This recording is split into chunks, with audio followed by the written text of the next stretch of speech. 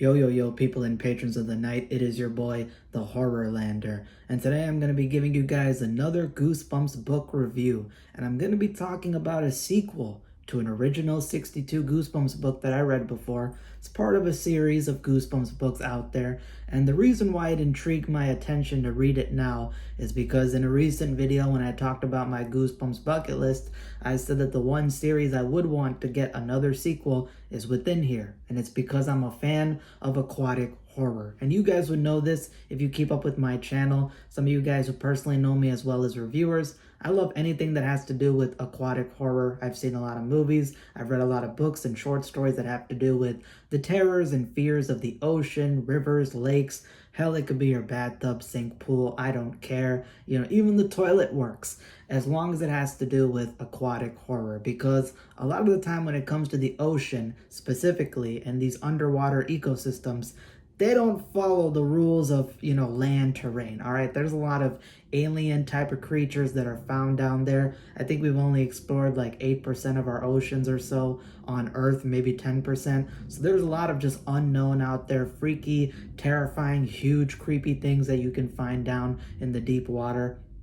And even the smell of fish, man. The smell of fish is horrible, all right? And there's a few girls out there that I know that put that PTSD into me. That aside, it's just, a lot of things involving fish and marine wildlife gets freaky. So, of course, in Goosebumps, Deep Trouble is going to be the one that gets my attention. So Deep Trouble one I read before, it's like more so an adventure book. It talks about like a Free Willy type of situation, the idea that, wildlife is just being wildlife, people and humans are the threat. So it's more so an adventure one. There wasn't really much horror or scary stuff to it, minus like a scene in the beginning and a scene at the end.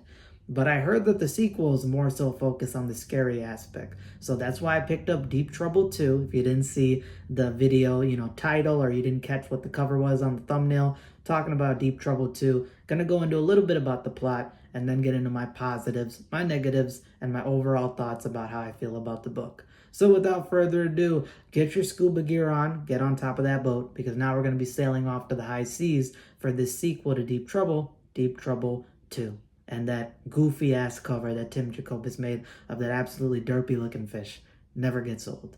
So let's go. So Deep Trouble 2 basically opens up with your main and lovable main character, Billy Deep. He's out with Dr. Deep, he's out with his sister, and they're basically already on the high seas. They're on a boat. Him and his sister are playing pranks on each other. And one of the dumbest fake outs that I've experienced so far in the Goosebumps books is about like Billy Deep pretending that his sister is like a giant octopus that's like attacking and chasing him. You'd think that he's getting attacked by this giant octopus. Turns out he's just imagining his sister as that. I don't know. And I think he ends up like threatening to tickle. It gets strange, but it is what it is. Dumb kids being dumb kids.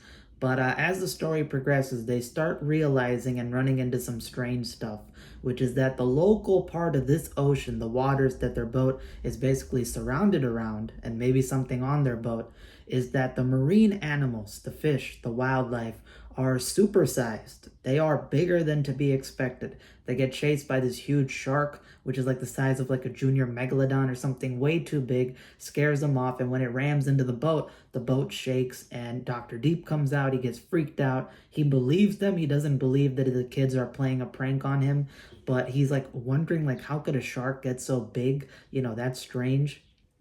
And they run into some other wildlife that is supersized. And even his goldfish, Billy Deep's goldfish that he keeps in his fish tank, and the aquatic snail that's in his fish tank end up breaking out and becoming supersized, and they have to deal with that. So they start to suspect there might be something weird going on with this local ocean. Maybe there's this like strange plankton, which is in the waters that Dr. Deep is studying, that might be responsible for this gigantification of these marine animals. And they have to deal with, the threat level and the danger and the antics. But then they find out that there might be something more going on. It might not just be this strange ecosystem coincidence that they ran into. No, there might be some more human-made, scientific experiment kind of routes that are responsible for why this gigantification process of these animals is happening.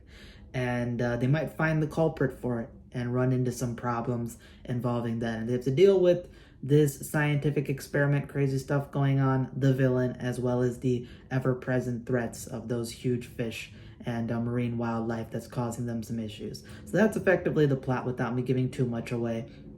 I kind of want to keep some of these book reviews short because I feel like sometimes I go way too much into the plot, even though I feel like I do a good job and good balance. But, I don't want to spoil it for you. So if you guys are out there, go pick up a copy of Deep Trouble 2, read it, and you guys can read the plot without me giving away too much and you can have some fun with it.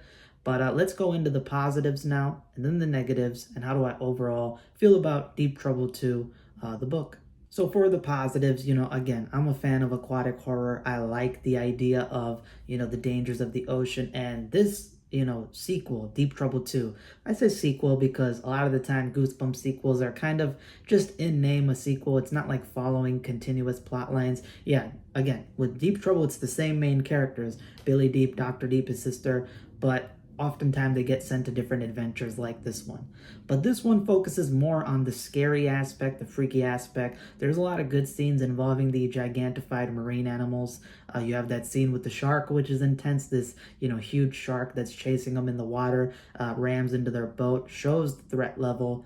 There's this freaky scene with the jellyfish, not like a poisonous jellyfish, but there's this supersized jellyfish that Billy Deep's sister ends up getting sucked into. She's about to be eaten and digested, and Billy has to go inside of the jellyfish. Pause. He has to go inside of it, and it describes the gelatinous body and how, like, if they don't get out of there, they're going to get smothered and then eaten and digested. Really freaky, really scary stuff. Again, it's the idea that these normally okay, marine animals that you wouldn't pay too much attention to are now all of a sudden all threatening. There's also some good scenes with some like oversized seagulls that start attacking them, the size of like pterodactyls. And seagulls are pretty nasty, voracious little scavengers. But again, when they're small, it's not a big deal. No, here time they're supersized and they're causing some problems. So there's some good scenes here, some good tension. The idea that anytime, because of all these threats that are aboard, their boat might capsize. You got something with the goldfish that happens where the boat starts leaning over and they're like, okay, we're gonna crash, are we going to drown, are we going to start sinking, and if we sink into the water, are our lives going to be in danger? And I like the fast pacing. I like the fact that there's a lot of stuff going on, a lot of action, a lot of memorable scenes. And overall, the scientific experiment aspect, I think it's a fun idea. Again, the thing about Goosebumps and the scientific experiment aspect is a lot of the time it can be kind of, I don't know how you describe it, kind of hokey, kind of played up, kind of cheesy. That's kind of what R.L. Stine goes for. It's not like really freaky stuff. Most of the time it's like the mwahaha, scientist kind of route, which is to be expected. But I do like the thought process behind why this gigantification process is happening. It kind of makes a little bit of sense, even though it's out there. And it gives some reasoning as to what's going on. And, I just like the thought process behind it. And yeah, those are the overall positives. I think it's a fun time. I think you get more of the aquatic horror aspect alongside the adventure. The first book was more so just straight up adventure, moral lesson. Here it's kind of moral lessons. Don't play around with nature because the bad things are going to happen.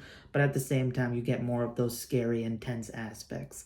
And there are some good stakes in terms of what the main characters have to deal with. But I do have some negatives, which kind of stop this book from being like really good or great. So let me get into those. So the negatives about Deep Trouble 2 is that I do think the pacing is a little too fast.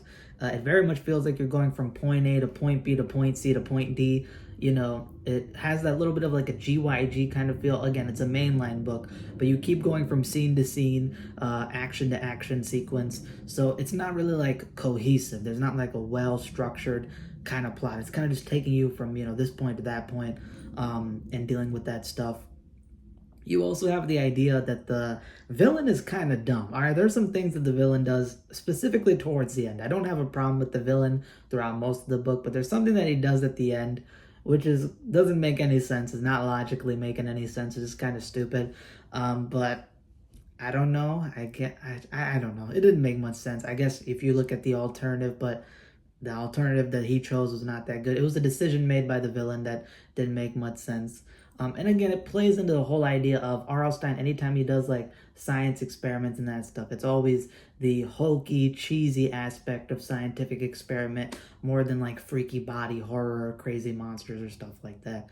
So yeah, I think the fast pacing to this book, the fact that it goes from point A to point B, the idea that the villain is not like that crazy of a villain. It's not like that terrifying of a villain that's gonna stick with you. You might be like watching the villain and feel like, okay, this feels more like a cartoon. That's how it's played up to be.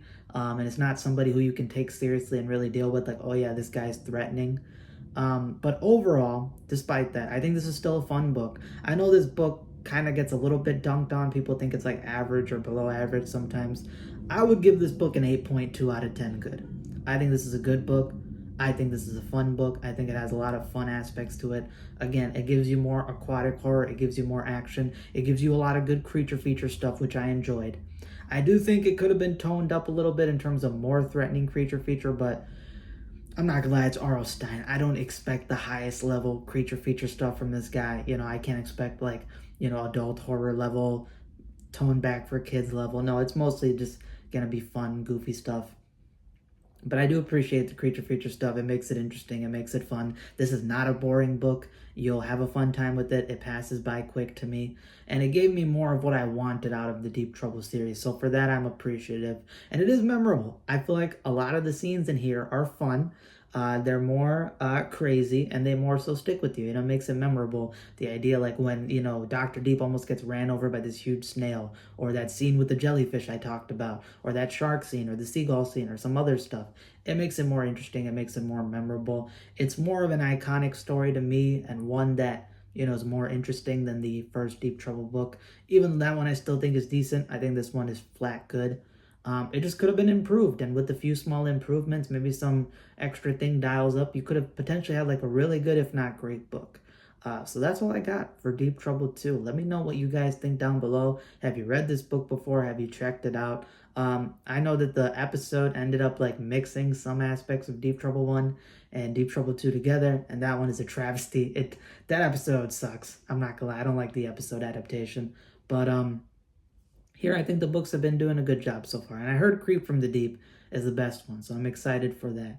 Let me know, down below, what do you think about the Deep Trouble franchise? Again, I want another sequel. I want another sequel to be out there for Deep Trouble because, again, I love aquatic horror, and these books don't follow a particular storyline. It's all about like a brand new adventure they get thrown into. I also think it's funny. I noticed something. I don't know if the Ben 10, or like the original Ben 10 show creators, like Man of Action, knew about the two Goosebumps books, Deep Trouble 1 and 2, because the two aquatic episodes in Ben 10 kind of deal with the same stuff in order of like what the books do. Like the first aquatic episode you get in Ben 10 is about this like Loch Ness monster thing. But the whole moral is that it's just an animal who's like protecting its babies and being an animal, and humans are the ones who are coming in and being a threat. So it's the same thing as Deep Trouble 1. And in Deep Trouble 2, the idea of gigantification, the Ben 10 episode, it's a beach episode where sea animals and marine life and seagulls and stuff end up getting gigantified through Dr. Animal. So I think that's funny that there's a little bit of parallels between the two. I do think that the Ben 10 episode concepts are better than both of these respectively. It is what it is. Again, the one about the Loch Ness monster is a more freaky sea monster one with the moral aspect of it being an animal. And then, yeah, Dr. Animal, the one who makes like freaky giant creatures and mutated stuff. I would like the scientists in this one to be more like that. You could have had a more sinister, threatening version of the scientist, but in here he's more so played up to be hokey. But yeah, I would be down for another sequel in the future, a modern one. Again, go have, Billy Deep, Dr. Deep and the crew go find like the Loch Ness monster. Either they go find it or they run into it. That would be cool. And there's plenty of other ideas you can do. So I'm down for that. And it is getting warm out here, so I think the Deep Trouble books are getting more relevant as the summertime comes around and people are going to beaches, people are going into the ocean, maybe going fishing and other stuff, and you start to worry about what might be under the surface of that water. And maybe for white folks, it's better. I'm not gonna lie. This skin color, you know what I'm saying? Swimming is not my strongest suit. Not to feed into stereotypes, but it is what it is, man. I ain't that strong at swimming, so I gotta stick to the shallow end. And it might be a good idea because you don't know what lurks out there in the deeper parts. That's all I got for today. Hope you guys enjoy. If you want to see more Goosebumps reviews, they are up on my channel. Hit that subscribe button, hit that like button, comment down below. I have future Goosebumps content, which will obviously be coming out, and I got plenty of other content: adult horror, movie reviews, comic reviews, short story reviews, book reviews, all types of stuff. Wide variety on my channel if you like that and you want to see something more. And that's all I got for today. Go outside, it's getting warm, have some good time, and stay safe and have fun. Deuces.アリーベ・デルチ